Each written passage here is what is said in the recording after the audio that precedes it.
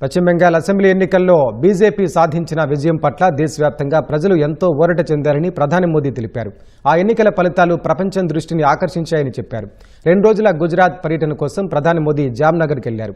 అక్కడ జరిగిన సభలో పాల్గొన్న మోదీ తాను ఎన్నో ఎన్నికలు చూశానని, కానీ బెంగాల్ ఎన్నికలు దేశం మొత్తానికి చెందినవిగా ప్రజలు భావించారని తెలిపారు.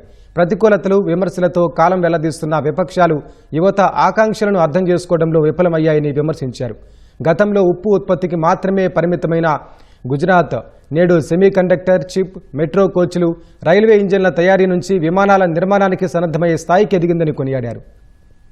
సౌర, పునరుత్పాదక ఇంధన రంగంలో గుజరాత్ కీలక కేంద్రంగా మారిందని ప్రశంసించారు. పునః ప్రతిష్ఠ జరిపి 75 ఏళ్లు పూర్తవుతున్న సందర్భంగా మోదీ ఇవాళ సోమనాథ్ ఆలయాన్ని సందర్శిస్తారు.